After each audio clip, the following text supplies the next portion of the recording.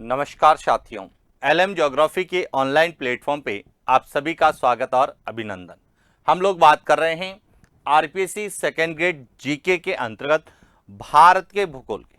और भारत के भूगोल में आज हम भारत के प्राकृतिक वनस्पति के संबंध में महत्वपूर्ण प्रश्नों पर चर्चा करने वाले हैं। देखिए, पिछले क्लास में हम लोगों ने भारत की वनस्पति के संदर्भ में भारतीय वन रिपोर्ट का अध्ययन किया था कि भारतीय वन रिपोर्ट के आधार पर भारत में वनों का विस्तार कितना है, साथ ही सबसे ज्यादा वन क्षेत्र वाले राज्य कौन से हैं, न्यूनतम वन क्षेत्र वाले राज्य कौन से हैं, सर्वाधिक वन प्रतिशत वाले राज्य कौन से हैं, न्यूनतम वन प्रतिशत वाले राज्य कौन से हैं, सर्वाधिक वनों में वृद्धि किन राज्यों में दर्ज की गई है, और साथ ही उनके संबंध में किस प्रकार से प्रश्न हमसे पूछे जा सकते हैं उनके बारे में चर्चा की। और उसी श्रृंखला में आज हम बात करने वाले हैं भारत की वनस्पति के प्रकार, कि भारत में कितने प्रकार की वनस्पति या कितने प्रकार के वन पाए जाते हैं। अब देखिए, भारत में वनस्पति का जो वितरण है वह दो प्रकार से है। एक ऊर्ध्वाधर वितरण है और एक क्षैतिज वितरण है। ऊर्ध्वाधर जो वितरण है यानी कि ऊंचाई के आधार पर, यानी यह कहें कि तापमान के आधार पर वितरण है, और क्षैतिज जो वितरण है वह वर्षा पर निर्भर करता है। और इसीलिए भारत के वनों का जब हम या वनस्पति का अध्ययन करते हैं तो हम दोनों प्रकार से करते हैं, ऊर्ध्वाधर भी करते हैं और क्षैतिज भी करते हैं। अब ऊर्ध्वाधर और क्षैतिज किस प्रकार से, केवल इसको थोड़ा सा समझने की कोशिश है। यानी ऊर्ध्वाधर का मतलब है ऊंचाई के आधार पर, कि ऊंचाई के आधार पर वनों के कौन कौन से प्रकार है, और उसके बाद क्षैतिज का मतलब है वर्षा के आधार पर कौन कौन से वन पाए जाते हैं। तो एक बार हम इनको समझने की कोशिश करें और उसके बाद इनसे क्या प्रश्न हमसे पूछे जा सकते हैं उन पर हम लोग बात करेंगे। तो देखिए,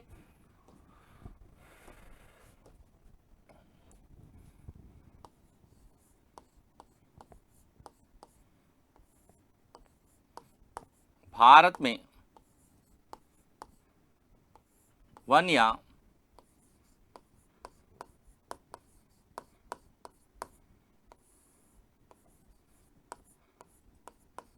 वनस्पति के प्रकार, और भारत में जो वन और वनस्पति है वह दो प्रकार से विभाजित की गई है। एक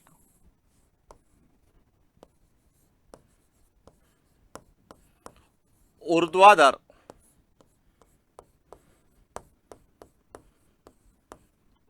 वितरण,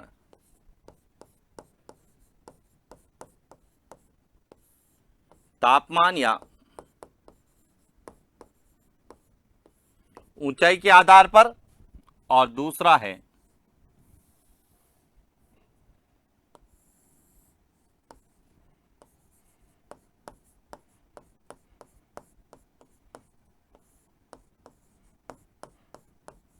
क्षैतिज वितरण,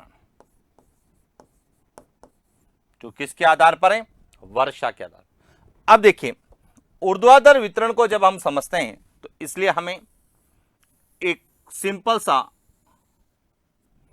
फ्लो चार्ट पता होना चाहिए कि यदि हम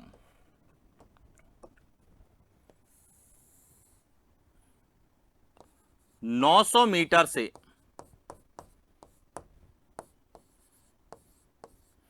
1800 मीटर की ऊंचाई पर जाएंगे तो कौन से वन मिलेंगे, तो यहां पर मिलेंगे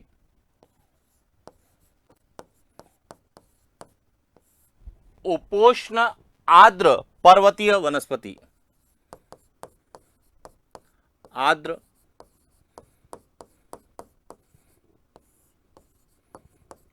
पर्वतीय वन। इसी प्रकार यदि हम 1800 से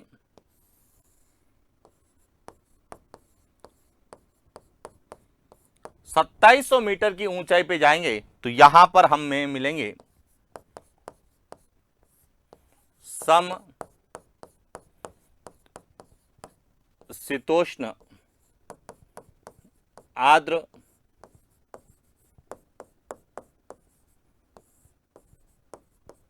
पर्वतीय वन। इसी प्रकार 2700 से यदि हम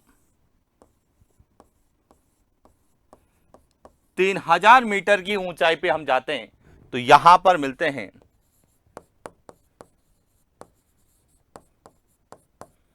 शंकुधारी वन। और यदि 3000 से हम 4000 मीटर की ऊंचाई पर जाते हैं तो यहां पे हमें मिलते हैं टुंड्रा वन। और 4000 से ऊपर जो क्षेत्र है वह वनस्पति रहित क्षेत्र होता है। तो इस तरह से जो है वनों का ऊर्ध्वाधर वितरण होता है ऊंचाई के आधार पर। इसी प्रकार क्षैतिज की बात करें तो क्षैतिज में यदि 50 सेमी से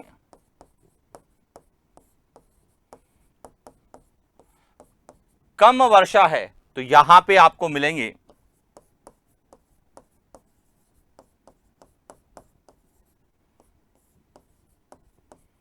मरुस्थलीय वन।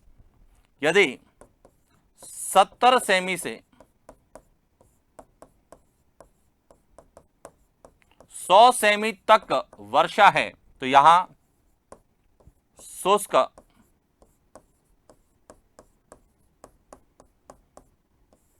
पर्णपाती वन मिलेंगे। यदि 100 सेमी से 200 सेमी के मध्य हैं तो यहां पे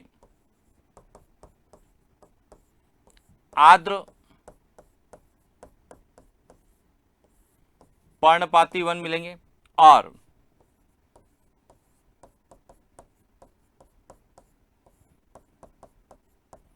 200 सेमी से अधिक है तो यहां पर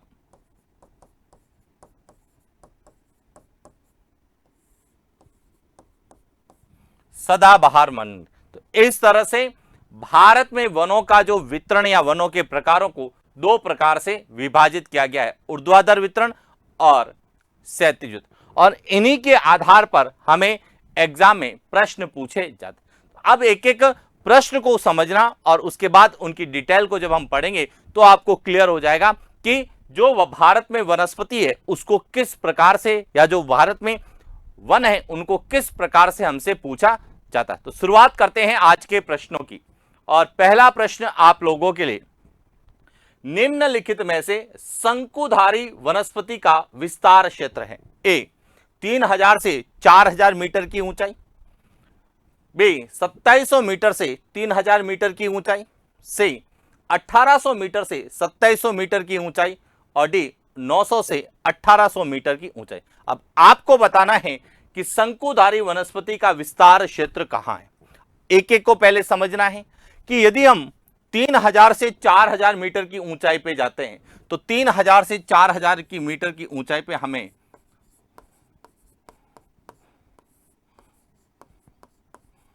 टुंड्रा वनस्पति मिलती है। कौन सी वनस्पति मिलती है? टुंड्रा वनस्पति। और भारत में जो है टुंड्रा वनस्पति मुख्य रूप से कहां मिलेगी आपको?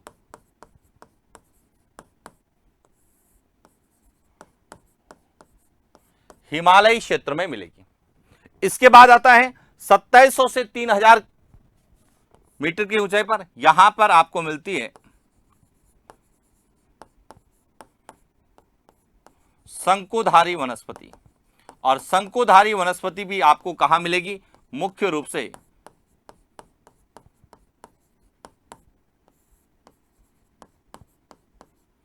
हिमालयी क्षेत्र में मिलेगी। इसके बाद है 1800 से 2700 मीटर की ऊंचाई पर, यहां पे सम शीतोष्ण आर्द्र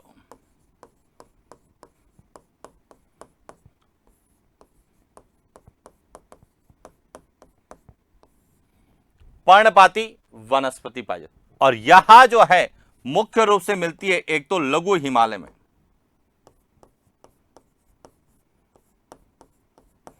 लघु हिमालय में, इसके अलावा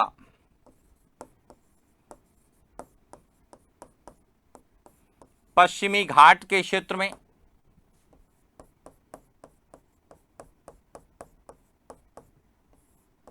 नीलगिरी की पहाड़ियों में और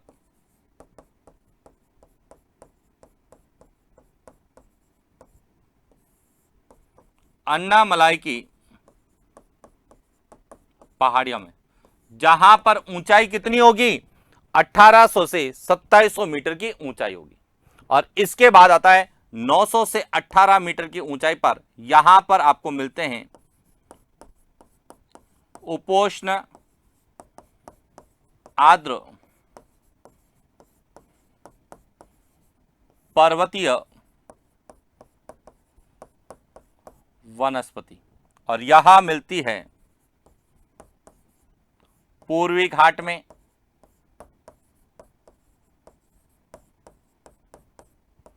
पश्चिमी घाट में,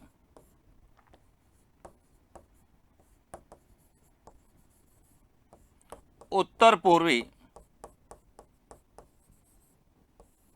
हिमालयी क्षेत्र में मिलती। अब प्रश्न क्या पूछा गया है, निम्नलिखित में से शंकुधारी वनस्पति, तो इसका सही उत्तर क्या होगा, बी, कि 2700 से 3000 मीटर की ऊंचाई पर जो वनस्पति पाई जाती है उन्हें हम शंकुधारी वनस्पति कहते हैं।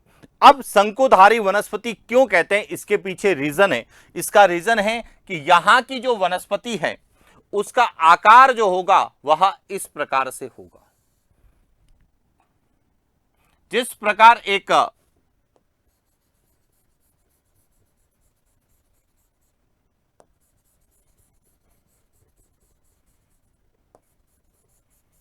इस तरह की वनस्पति पाई जाती है, और जिनमें प्रमुख वृक्ष, अब आपको यह भी पता होना चाहिए कि शंकुधारी जो वनस्पति है इसमें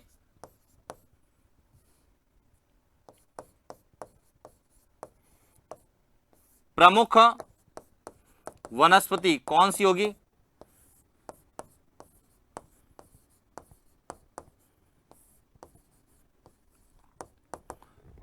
देवदार वृक्ष। आपने पढ़ा होगा देवदार वृक्ष जो है यह शंकुधारी वनस्पति की प्रमुख वनस्पति। इसके अलावा यहां पर आपको चीड़ भी मिलेगा और स्प्रूस भी मिलेगा। तो अब आपको पूरा क्लियर हो गया होगा कि शंकुधारी वनस्पति कहां पाई जाती है। तो यदि ऊंचाई के आधार पर पूछा जाए तो 2700 से 3000 मीटर की ऊंचाई पे मिलेगी। भारत में शंकुधारी वनस्पति का विस्तार कहां मिलेगा, तो हिमालयी क्षेत्र में मिलेगा, जहां पर ऊंचाई 2700 से 3000 मीटर है। और इसके अलावा इसमें मुख्य वनस्पति कौन सी है, देवदार वृक्ष, चीड़ और स्प्रू। कई बार प्रश्न यह भी पूछा जा सकता है कि देवदार, चीड़ और स्प्रू यह निम्न में से कौन सी वनस्पति है, तो यह शंकुधारी वनस्पति है, या यह भारत में कहां पाई जाती है। क्षेत्र पूछा जाएगा तो हिमालय क्षेत्र, और ऊंचाई पूछी जाएगी तो 2700 से 3000 मीटर की ऊंचाई पर पाई जाती है। क्लियर हो गया। चले आगे बात करते हैं अगले प्रश्न की। निम्नलिखित में से लघु हिमालय क्षेत्र में विस्तृत वनस्पति है, ए टुंड्रा वनस्पति, बी शंकुधारी वनस्पति, सी समशीतोष्ण आर्द्र पर्णपाती वनस्पति, डी उपोष्ण कटिबंधीय आर्द्र पर्णपाती वनस्पति। अब देखिए यहां पे पूछा गया है लघु हिमालय।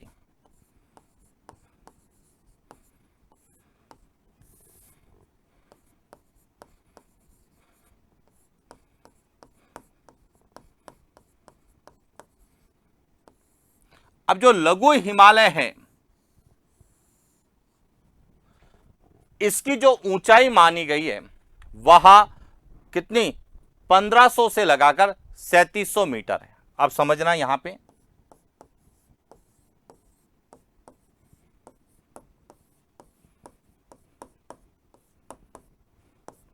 1500 से लगाकर 3700 मीटर की ऊंचाई तक जो है यह लघु हिमालय की पहाड़ियां हैं। हालांकि इसमें से कई पहाड़ियां इससे ऊंची भी है, लेकिन सामान्यतः जो औसत पहाड़ियां मिलेगी आपको इसकी।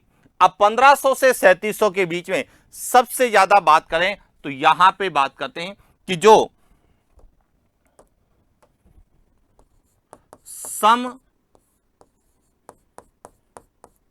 समशीतोष्ण आर्द्र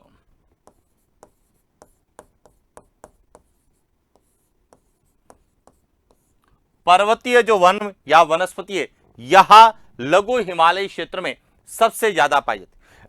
तो इसलिए इसका सही उत्तर क्या होगा? सी, क्योंकि समशीतोष्ण आर्द्र पर जो है वनस्पति यहां 1800 मीटर से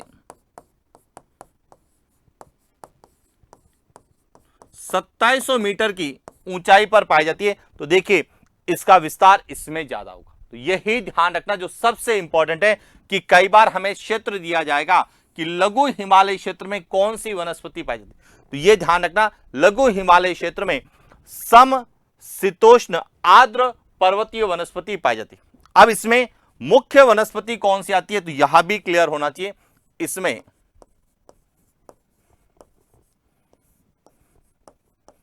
मुख्य जो वनस्पति होगी वह कौन सी होगी? तो इसमें मुख्य वनस्पति में एक तो आएगा बर्च, बर्च है, मैपिल है,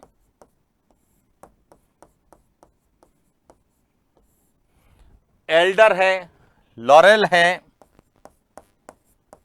ये जो वनस्पति है यह मुख्य रूप से समशीतोष्ण आर्द्र पर्वतीय क्षेत्र में पाई जाती है।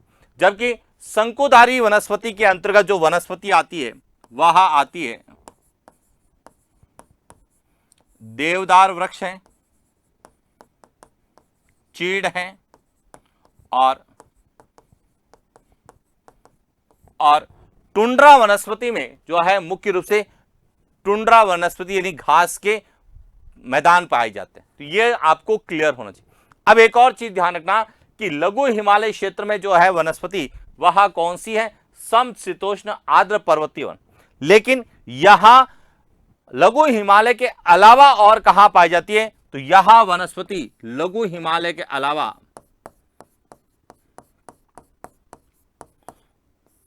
नीलगिरी की पहाड़ियों में। कहां मिलेगी? नीलगिरी की पहाड़ियां और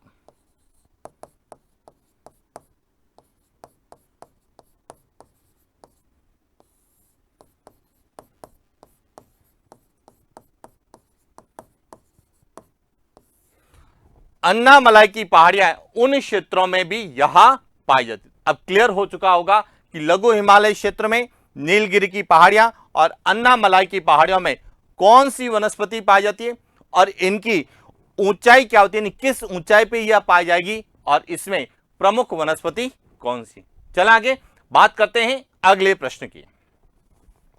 अगला है निम्नलिखित में से उपोष्ण आर्द्र पर्वतीय वनस्पति में शामिल है? ए ओक, बी मैपिल, सी देवदार, डी टुंड्रा वनस्पति। अब यहां पे समझना सबसे पहले तो आपको यह पता होना चाहिए उपोष्ण आर्द्र पर्वतीय वनस्पति कहां पाई जाती। तो उपोष्ण आर्द्र पर्वतीय वनस्पति, उपोष्ण आर्द्र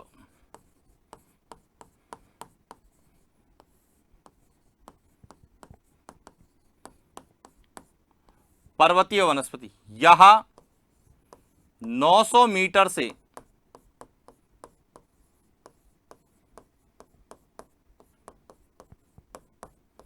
1800 मीटर की ऊंचाई वाले क्षेत्रों में पाई जाती है। अब इसमें मुख्य वनस्पति क्या आती है? इसमें मुख्य वनस्पति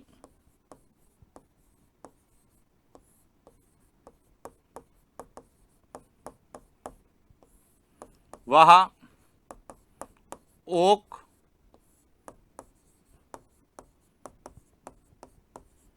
और चेस्टनट।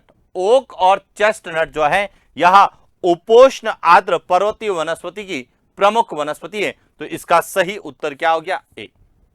अब यह वनस्पति भारत में कहां पाई जाती है? तो देखिए यह वनस्पति भारत में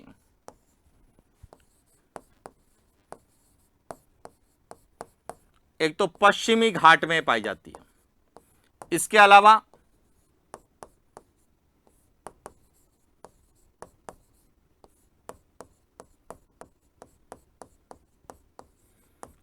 उत्तर पूर्वी हिमालयी क्षेत्र जहां पर पहाड़ियों की ऊंचाई 900 से 1800 मीटर है वहां पाई जाती है। इसके अलावा यहां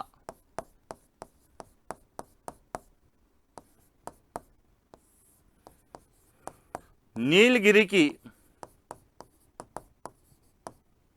पहाड़ियां हैं वहां, और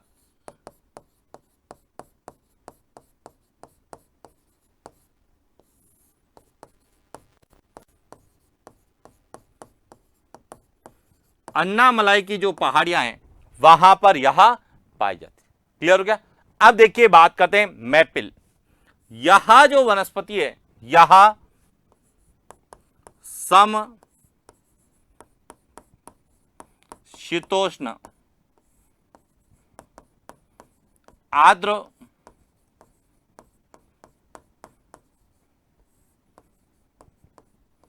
पर्वतीय वनों के अंतर्गत आती है। और देवदार वृक्ष यह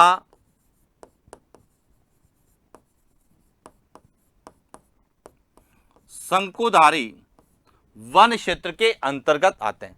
तो ध्यान रखना, जब हम भारत की प्राकृतिक वनस्पति का ऊर्ध्वाधर वितरण पढ़ते हैं तो मुख्य रूप से 4 प्रकार की वनस्पति को हमको पढ़ना होता है।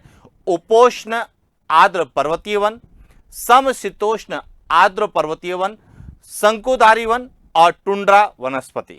तो आपको एक तो ऊंचाई पता होनी चाहिए, उसके बाद भारत में वह किस भौगोलिक क्षेत्र में पाई जाती है यह क्लियर होना चाहिए, और सबसे इंपॉर्टेंट है उसमें कौन सी वनस्पति आती है, क्योंकि कई बार हमें डायरेक्ट वनस्पति का नाम दिया जाता है और पूछा जाता है कि यह वनस्पति कौन से, किस प्रकार की वनस्पति या कौन से वनों के अंतर्गत आती है, और जिसके बारे में हमने चर्चा की।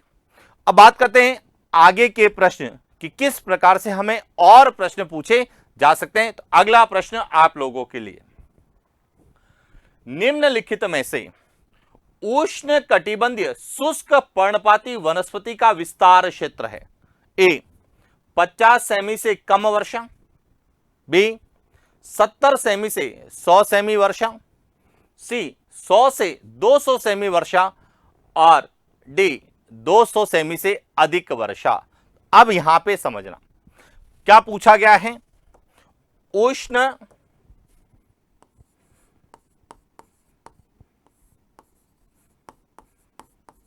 कटिबंधीय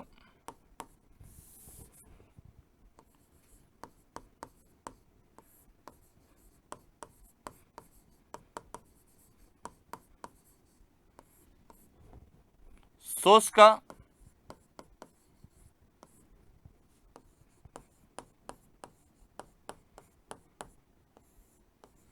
पर्णपाती वनस्पति।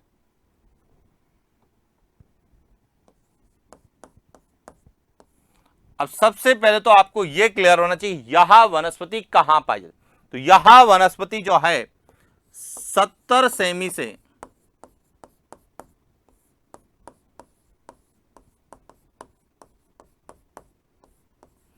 100 सेमी वर्षा वाले क्षेत्रों में पाई जाती।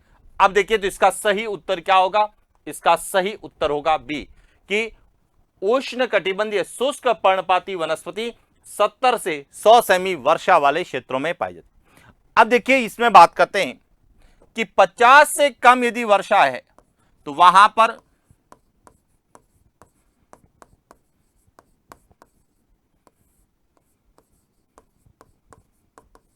मरुद्भिद वनस्पति पाई जाएगी, यह ध्यान रखना।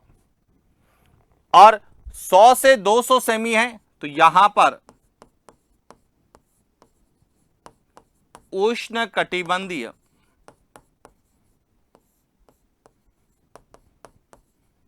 आर्द्र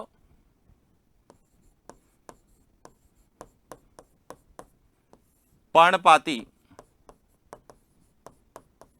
वनस्पति पाई जाएगी। और 200 सेंटीमीटर से अधिक है तो यहां पे उष्ण कटिबंधीय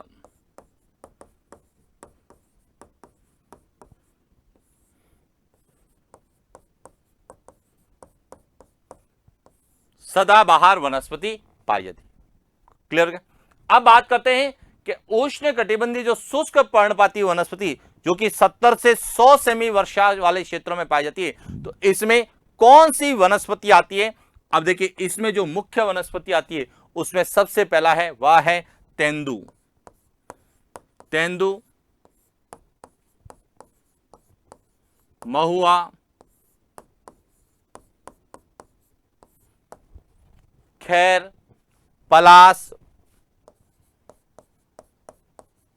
यह वनस्पति जो है वह उष्ण कटिबंधीय शुष्क पर्णपाती वनस्पति के अंतर्गत आती है। अब यह वनस्पति कहां पाई जाती है? तो यह क्लियर होना चाहिए। यह वनस्पति भारत में जो है वह आंध्र प्रदेश,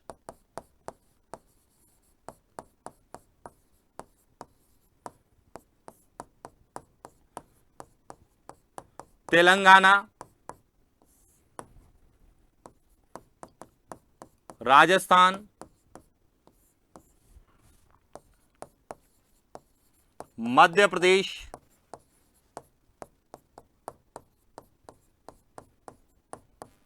महाराष्ट्र, इन राज्यों में सबसे ज्यादा पाई जाती है। इसके अलावा कुछ भाग इसमें गुजरात का भी है, यानी कि जहां पर वर्षा 70 से 100 सेंटीमीटर होगी वहां पर यह वनस्पति पाई जाती है। क्लियर हो गया? अब इसमें जो वनस्पति पाई जाती है उनका कुछ महत्व है। जैसे बात करते हैं तेंदु। जो तेंदु है इसका उपयोग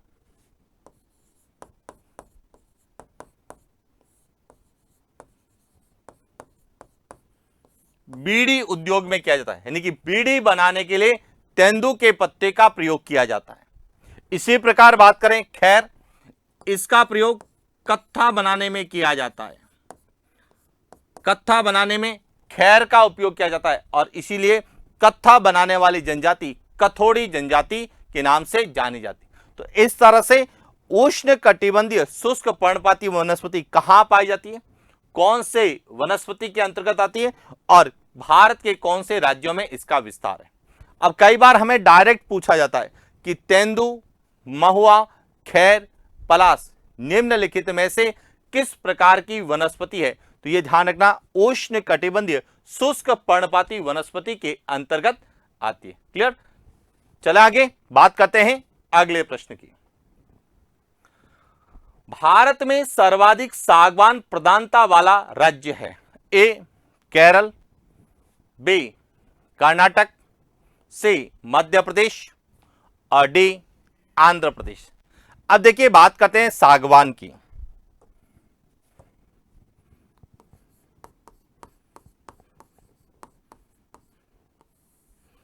अब जो सागवान है यहां भारत में सबसे ज्यादा कहां पाया जाता है?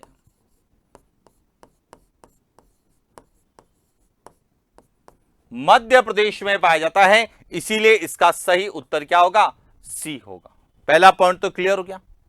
अब यह सागवान जो है भारत में मध्य प्रदेश में पाया जाता है, लेकिन कौन सी वनस्पति के अंतर्गत आता है? तो यह उष्ण कटिबंधीय आर्द्र पर्णपाती वनस्पति के अंतर्गत आता है, जहां पर 100 से 200 सेंटीमीटर वर्षा होती है। क्लियर? अब भारत में जो है यह मध्य प्रदेश में आता है, लेकिन ध्यान रखना इसके अलावा हमें यह भी क्लियर होना चाहिए कि जैसे केरल है तो केरल में क्या आता है? एक तो रबर है, नारियल है, मसाले जिसमें विशेष रूप से काली मिर्च और इलायची, यहां जो है सबसे ज्यादा कहां है? केरला में। इसी प्रकार कर्नाटका की यदि हम बात करते हैं तो कर्नाटका में सबसे ज्यादा है, क्या है? एक तो चंदन और सहतूत, यहां सबसे ज्यादा कहां पाए जाते हैं? कर्नाटका में पाए जाते हैं। और यदि हम आंध्र प्रदेश की बात करें तो यहां पे सबसे ज्यादा आपको क्या मिलेगा? तेंदु, यहां आंध्र प्रदेश में ज्यादा है। तो इस तरह से आपको क्लियर होना चाहिए कि भारत में सागवान अब यही प्रश्न हमें राजस्थान के अंतर्गत पूछा जाता है, ये ध्यान रखना। यदि आपसे पूछा जाए राजस्थान में, तो राजस्थान में दक्षिणी राजस्थान में सागवान, जिसमें बांसवाड़ा,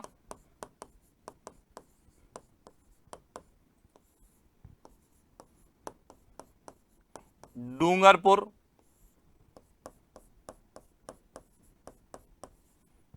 और प्रतापगढ़, इन जिलों में सबसे ज्यादा सागवान पाया जाता है। जबकि भारत में पूछा जाए तो सबसे ज्यादा कहां पाया जाता है? मध्य प्रदेश में पाया जाता है। क्लियर हो गया? अब यह ध्यान रखना, जो सागवान मध्य प्रदेश में पाया जाता है, यह कौन से वर्षा वाले क्षेत्रों में पाया जाता है? तो सागवान जो है यह 100 सेमी से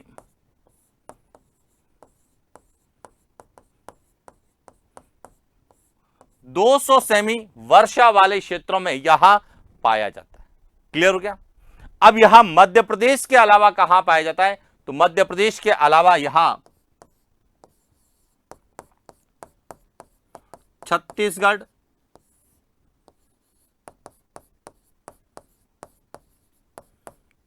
ओडिशा, इन राज्यों में भी पाया जाता है। क्लियर हो गया? तो यहां विशेष रूप से सागवान को लेके कई बार प्रश्न एग्जाम में देखने को मिलते हैं कि सागवान किसके अंतर्गत आता है, सबसे ज्यादा कहां है और यह कौन से राज्यों में पाया जाता है। और राजस्थान के संदर्भ में पूछा जाता है तो यह कहां पर पाया जाता है। चल आगे बात करते हैं अगले प्रश्न की। निम्नलिखित में से कत्था बनाने में प्रयोग किया जाता है? ए, ब्यूटिया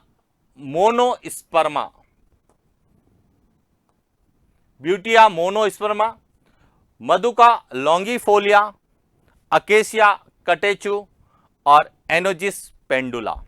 अब देखिए यहां पर कत्था बनाने के लिए किसका प्रयोग किया जाता है, और यहां सब हमें वैज्ञानिक नाम दिए। तो सबसे पहले तो आपको यह पता होना चाहिए कि कत्था जो है, कत्था यह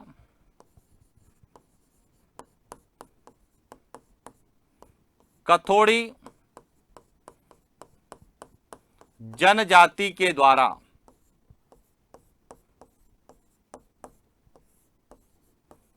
हांडी पद्धति से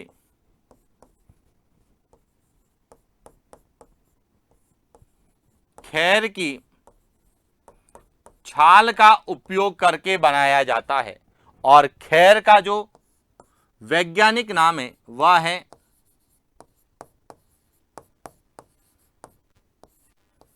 अकेसिया कटेचु, या कई जगह लिखा हुआ मिलता है अकेसिया कैपू। इससे जो है कत्था बनाया जाता है। तो इसका सही उत्तर क्या हो गया? सी सही उत्तर हो गया। एक तो क्लियर हो गया। अब बात आती है ब्यूटिया मोनोस्पर्मा क्या है? तो ब्यूटिया मोनोस्पर्मा जो है यह पलाश या ढाक का वैज्ञानिक नाम है और इसे कहा जाता है फ्लेम ऑफ फॉरेस्ट, जंगल की ज्वाला कहा जाता है। यह कई बार प्रश्न पूछा गया है कि जंगल की ज्वाला किसे कहा जाता है? तो पलाश या ढाक को कहा जाता है और इसका वैज्ञानिक नाम है ब्यूटिया मोनोस्पर्मा। इसी प्रकार दूसरा है मधुका लॉन्गिफोलिया या महुआ का वैज्ञानिक नाम है और जिसे क्या कहा जाता है?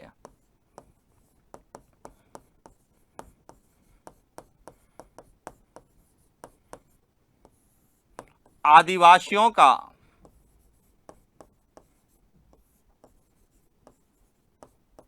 कल्प वृक्ष कहा जाता है। किसे? महुआ को, मधुका लॉन्गिफोलिया को, क्योंकि आदिवासी लोग महुआ का उपयोग करके देसी शराब बनाते हैं जिसे मोकड़ी कहा जाता है और इसीलिए इसे आदिवासियों का कल्प वृक्ष कहा जाता है। और इसके बाद है एनोजिस पेंडुला, यह धौक वृक्ष का वैज्ञानिक नाम है और राजस्थान में सबसे ज्यादा धोक वृक्ष पाए जाते हैं, यानी कि धोकड़ा वन सबसे ज्यादा पाए जाते हैं। तो ये ध्यान रखना, यहां राजस्थान के संदर्भ में भी पूछा जा सकता है और भारत के संदर्भ में भी पूछा जा सकता है। क्लियर हो गया? तो आपको पता होना चाहिए कि जो प्रमुख वनस्पति है उनका वैज्ञानिक नाम क्या है। चल आगे बात करते हैं अगले प्रश्न की। निम्नलिखित में से किसे उष्ण कटिबंधीय सदाबहार वनस्पति का घर कहा जाता है? ए पश्चिमी घाट, बी लक्षद्वीप समूह, सी अंडमान निकोबार द्वीप समूह, डी उत्तर पूर्वी हिमालय। अब सबसे पहले तो आपको यह पता होना चाहिए उष्ण कटिबंधीय सदाबहार वनस्पति, उष्ण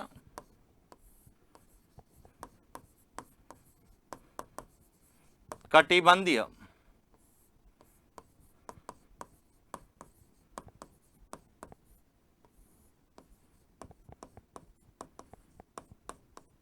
सदाबहार वनस्पति यहां कहां पाई जाती है?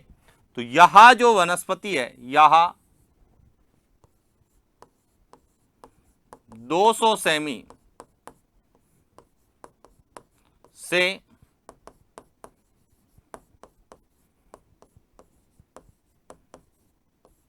अधिक वर्षा वाले क्षेत्रों में पाई जाती है। जहां 200 सेंटीमीटर से ज्यादा बारिश होगी वहां पे उष्ण कटिबंधीय सदाबहार वनस्पति पाई जाएगी। Point clear?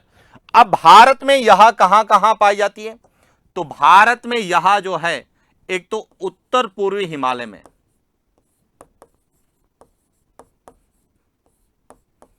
उत्तर पूर्वी हिमालय में यह पाई जाती है, दूसरी यहां पश्चिमी घाट में पाई जाती है, और तीसरी यहां अंडमान निकोबार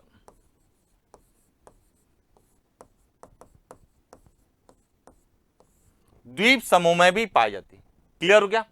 अब प्रश्न है कि उष्ण कटिबंधीय सदाबहार वनस्पति का घर किसे कहते हैं? तो देखिए भारत में यह 3 जगह पाई जाती है, लेकिन इसमें जो अंडमान निकोबार द्वीप समूह है यह इसे उष्ण कटिबंधीय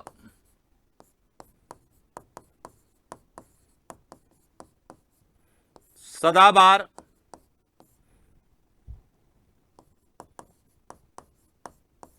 वनस्पति का घर कहा जाता है, इसीलिए इसका सही उत्तर क्या होगा? सी इसका सही उत्तर है। Point clear?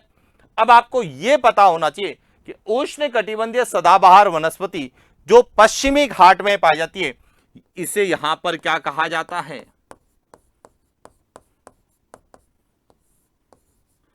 सोलास वन कहा जाता है। यह ध्यान रखना कि पश्चिमी घाट में उष्ण कटिबंधीय सदाबहार वनस्पति को सोलास वन के रूप में जाना जाता है, और भारत में सोलास वन कहां पाए जाते हैं? पश्चिमी घाट यानी कि दक्षिण भारत में पाए जाते हैं। क्लियर? अब एक और पॉइंट यहां से कई बार पूछा जाता है कि यही वन, देखिए उष्ण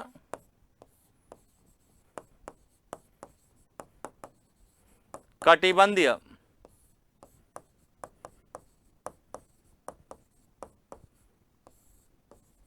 सदाबहार वन, इन्हें अफ्रीका में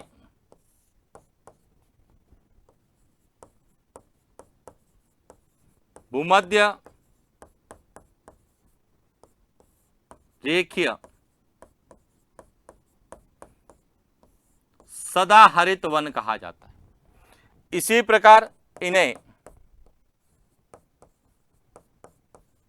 दक्षिण अमेरिका में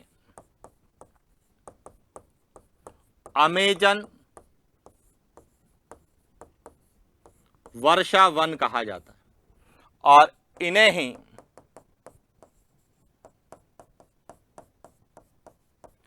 ब्राजील में सेल्वास कहा जाता है। तो भारत में सोलास वन कहते हैं जबकि अफ्रीका, दक्षिण अमेरिका और ब्राजील में इन्हें ही अलग अलग नामों से जाने जाता है। और अब इनमें जो मुख्य वनस्पति है यहां भी क्लियर होनी चाहिए कि इसमें मुख्य वनस्पति कौन कौन सी है। तो इसमें जो है प्रमुख वनस्पति, इसमें मुख्य वनस्पति है वह है एक तो बांस, रबड़, सिनकोना, आयरन वुड है, रोज वुड है,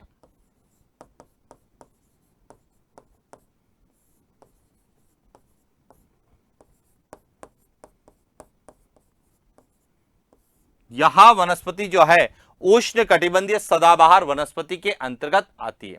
और यहां से प्रश्न सबसे ज्यादा पूछे जाते हैं, यह ध्यान रखना कि भारत में जब भी वनस्पति का प्रश्न आता है तो उष्ण कटिबंधीय सदाबहार वनस्पति से सबसे ज्यादा प्रश्न आते हैं।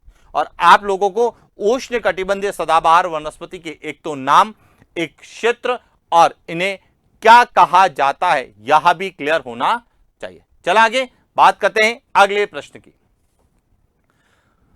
निम्नलिखित में से किसे पृथ्वी का गुर्दा कहा जाता है? ए मरुद्भिद वन, बी सोलास वन, सी अनुप वन, डी झाड़ी वन। अब देखिए कई जगह तो आपको लिखा हुआ मिलेगा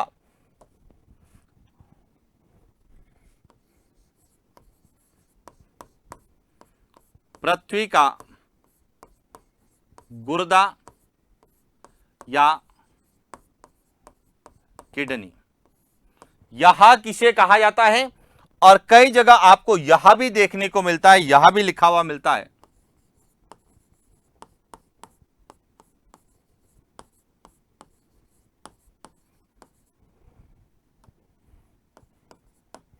पृथ्वी के फेफड़े किसे कहते हैं। अब कई बार विद्यार्थी जो है दोनों को एक मानकर गलती कर लेता है। अब हमें समझना है कि किडनी का क्या काम है और फेफड़े का क्या काम है। किडनी का काम है फिल्ट्रेशन, फिल्ट्रेशन करना, कि हमारे शरीर में जो फिल्ट्रेशन का कार्य करती है वह किडनी करती है, जबकि फेफड़े का कार्य है इंस्पिरेशन और एक्सपीरेशन का कार्य। अब हमारे पृथ्वी पर कौन सी वनस्पति फिल्ट्रेशन का कार्य करती है और कौन सी वनस्पति इंस्पिरेशन और एक्सपीरेशन का कार्य करती है, हमें इनको समझना। तो देखिए पृथ्वी पर जो है फिल्ट्रेशन का कार्य जो करती है उन्हें कहा जाता है मैंग्रोव वनस्पति। क्या कहा जाता है? मैंग्रोव वनस्पति। और मैंग्रोव वनस्पति को ही हम ज्वारीय वन,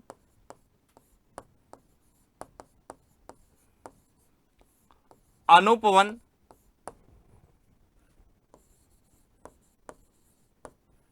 कच्छ वन और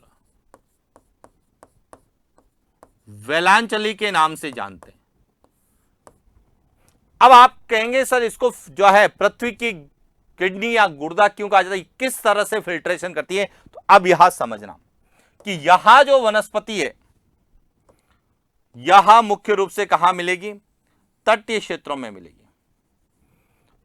अब यह वनस्पति जहां पर पाई जाती है तटीय क्षेत्रों में, उदाहरण के लिए यहां पर तटीय क्षेत्र में पाई जाती है, तो यह वनस्पति जो नदियां जब प्रवाहित होती है तो अपने साथ जितने भी अवसाद लेके आती है तो वह अवसादों को यह वनस्पति समुद्र में जाने से रोकती है। और इसी प्रकार जब समुद्र में ज्वार आते हैं तो जो समुद्री संसाधन है वह तट की ओर आते हैं, जिसमें समुद्री जीव जंतु और समुद्री संसाधन होते हैं। तो यह वनस्पति जो है, यह वनस्पति समुद्री संसाधनों को समुद्री से बाहर जाने से रोकती है। यानी कि एक तो अशुद्धियों को समुद्र में आने नहीं देती है और साथ ही समुद्री संसाधनों को जो है धरातल पर आने से रोकती है। एक तरह से यह जो है क्षेत्र, यह क्षेत्र समुद्री जल के लिए क्या करता है? फिल्टर करता है, जो भी पानी आएगा वह स्वच्छ पानी आएगा। अशुद्धियां जिसमें विशेष रूप से ठोस अपशिष्ट पदार्थ है वह यहां पर रुक जाते हैं, जिसमें प्लास्टिक का कचरा या अन्य कोई अशुद्धियां है। तो इस कारण जो है यह जिस तरह से फिल्टर करती है नदी जल का, समुद्री जल का, उसी प्रकार शरीर में जो है किडनी फिल्ट्रेशन का कार्य करती है। इसीलिए जो है अनुपवन को जो है क्या कहा जाता है, पृथ्वी का गुर्दा कहा जाता है। और इसमें मुख्य वनस्पति जो है वह होता है सुंदरी वृक्ष। क्या होता है, सुंदरी वृक्ष जो है इस मैंग्रोव वनस्पति में प्रमुख वनस्पति। अब कहेंगे सर पृथ्वी के फेफड़े किसे कहते हैं, तो फेफड़ों का काम है इंस्पिरेशन और एक्सपीरेशन, यानी कि स्वच्छ हवा को लेना और अशुद्ध हवा को निकालना। अब हमारे इस पृथ्वी पर यह कार्य कौन करता है, यह कार्य करता है उष्ण कटिबंधीय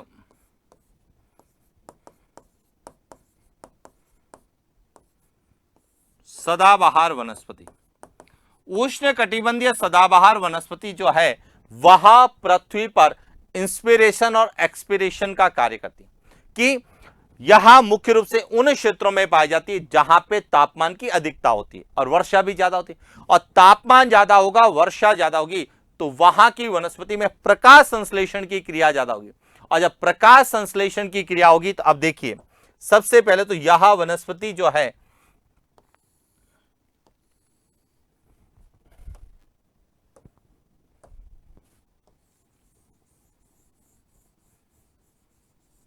यह वनस्पति जो है सूर्य के प्रकाश में, सूर्य के प्रकाश की उपस्थिति में कौन सी क्रिया करेगी,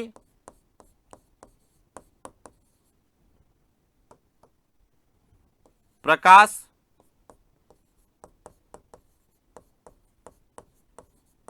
संश्लेषण, फोटोसिंथेसिस की जब यह क्रिया करेगी और प्रकाश संश्लेषण की जब वनस्पति क्रिया करती है तो उस समय यह वनस्पति CO2 कार्बन डाइऑक्साइड को तो लेती है और ऑक्सीजन को क्या करती है, छोड़ती है, जिसके कारण वातावरण की CO2 कार्बन डाइऑक्साइड वनस्पति में जाती है और वनस्पति से ऑक्सीजन जब बाहर निकलती है तो वातावरण क्या रहता है, स्वच्छ रहता है।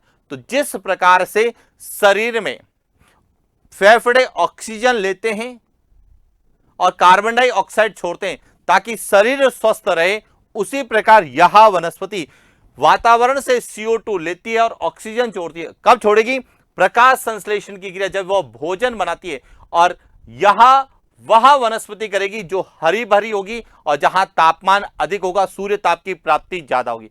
और इसीलिए यह वनस्पति पृथ्वी पर सबसे ज्यादा प्रकाश संश्लेषण की क्रिया करती है, इसीलिए इसे पृथ्वी का फेफड़ा कहा जाता है। तो ये दोनों अलग अलग है, कई बार विद्यार्थी दोनों को एक मान के गलती कर देते हैं।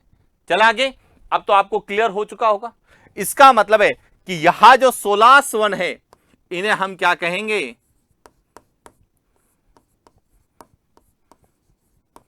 पृथ्वी का फेफड़ा, लंग्स ऑफ अर्थ के नाम से हम लोग जानते हैं। चला आगे बात करते हैं अगले प्रश्न की।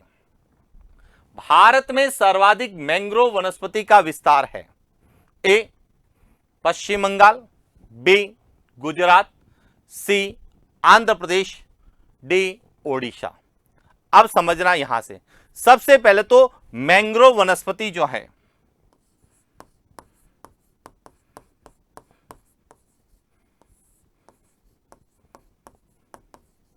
मैंग्रोव वनस्पति जो है कहां पाई जाएगी, तो यह जो है या तो डेल्टाई क्षेत्रों में पाई जाएगी,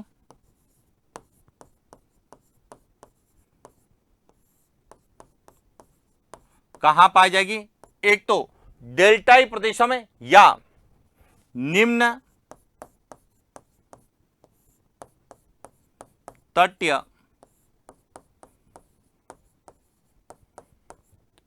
प्रदेशों में पाई जाती है। अब बात करते हैं कि भारत या विश्व में सबसे बड़ा डेल्टा कौन सा है, तो सबसे बड़ा जो डेल्टा है वह है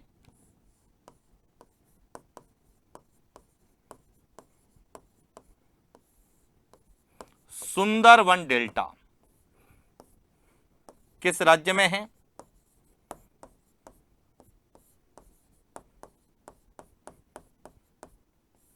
पश्चिम बंगाल में जो डेल्टा है, जो गंगा और ब्रह्मपुत्र का डेल्टा, यह विश्व का सबसे बड़ा नदी डेल्टा है और वहां पे जो डेल्टा उसे हम सुंदरवन डेल्टा कहते हैं, क्योंकि उसका नामकरण किस वृक्ष के नाम पे रखा गया है?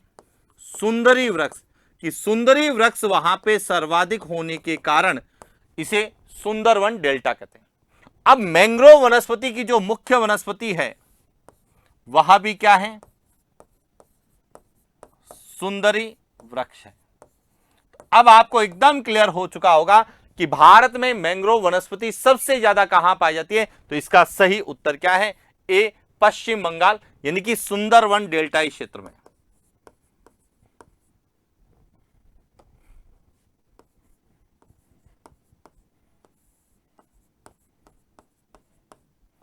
सुंदरवन डेल्टा में।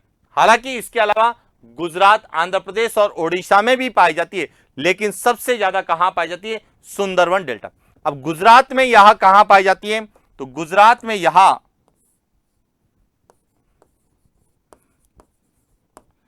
जो कच्छ का क्षेत्र है, जो निम्न तटीय क्षेत्र के अंतर्गत आता है, वहां पाई जाती है। आंध्र प्रदेश में यह कृष्णा गोदावरी डेल्टा में पाई जाती है और ओडिशा में यह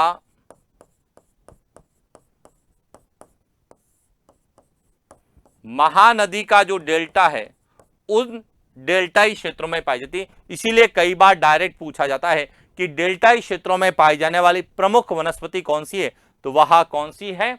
मैंग्रोव वनस्पति। और मैंग्रोव वनस्पति को ही अलग अलग नामों से जाना जाता है। इसे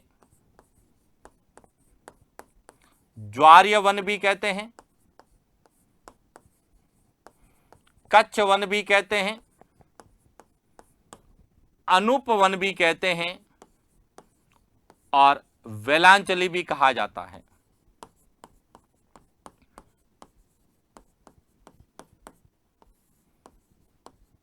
वन भी कहा जाता है। और इसमें मुख्य वनस्पति तो क्या है? सुंदरी वृक्ष। लेकिन इसके अलावा इसमें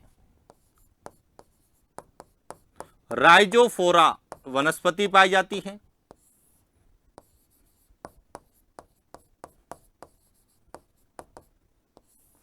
फोनिक्स भी पाया जाता है और सोनेरेटा, यह वनस्पति भी जो है मैंग्रोव वनस्पति के अंतर्गत आती है।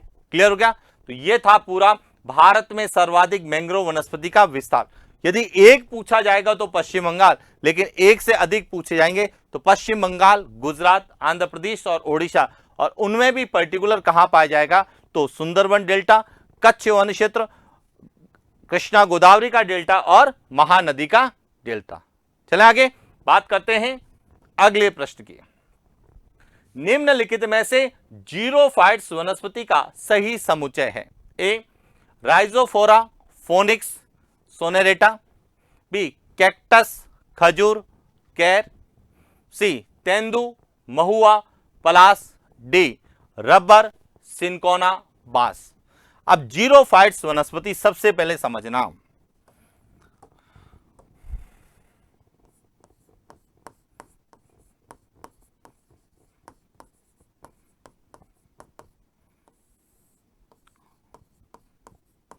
जीरोफाइट्स वनस्पति सबसे पहले तो यह कहां पाई जाती है? 50 सेमी से कम वर्षा। जहां पे 50 सेमी से कम वर्षा होती है वहां पे यह वनस्पति पाई जाती है। अब इसी वनस्पति को हम क्या कहते हैं? मरुद्भिद वनस्पति या मरुस्थलीय वनस्पति कहते हैं, यानी कि मरुस्थल में उगने वाली वनस्पति। अब भारत में यह कहां पाई जाएगी? सिंपल सा पता है, यह मुख्य रूप से कहां पाई जाती है?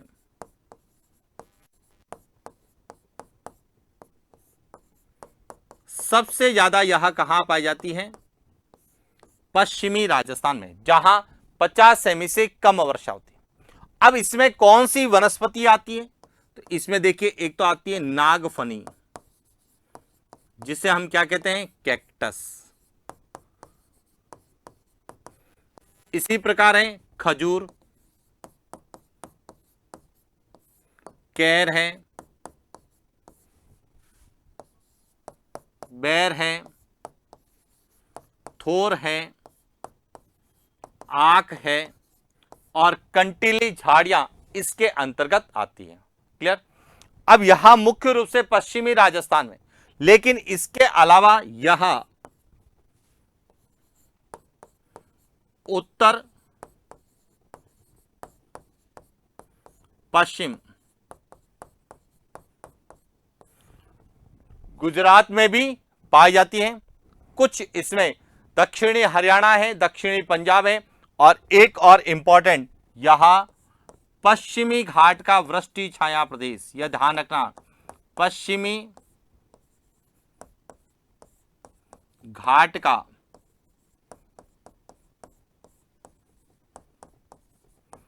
वृष्टि छाया जो प्रदेश है, वहां पर भी यह वनस्पति देखने को मिलती है। अब बात करते हैं, देखिए, निम्नलिखित में से जीरोफाइट वनस्पति में नागफनी यानी कैक्टस पाया जाएगा, खजूर और कैर। इसका सही उत्तर क्या है? वह बी है। अब हमें यह भी पता होना चाहिए कि राइजोफोरा, फोनिक्स और सोनोरेटा, यह जो है, यह वनस्पति किसके अंतर्गत आती है? यह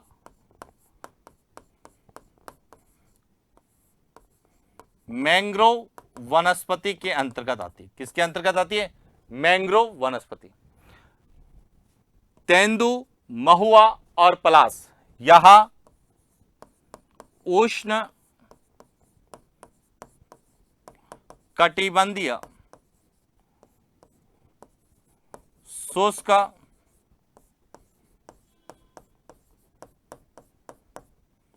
पर्णपाती वनस्पति के अंतर्गत आती है। और रबर, सिनकोना और बांस, यह उष्ण कटिबंधीय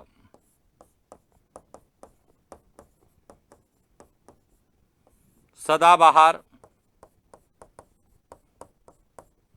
वनस्पति के अंतर्गत आती है। तो अब आपको एकदम क्लियर हो चुका होगा कि भारत में वनस्पति या भारत की जो प्राकृतिक वनस्पति है, उसमें किस प्रकार के प्रश्न पूछे जाते हैं। तो एक तो भारतीय वन रिपोर्ट के आधार पर हमें आंकड़े पूछे जा सकते हैं, राज्य क्षेत्र पूछे जाता है। दूसरा, वनस्पति के प्रकारों के आधार पर हमें जो है वनस्पति में कौन सी वनस्पति, प्रमुख वनस्पति कौन सी है, कहां पाई जाती है, कितनी वर्षा या कौन सी ऊंचाई पर पाई जाती है और उन्हें क्या कहा जाता है या उनके अन्य नाम क्या है।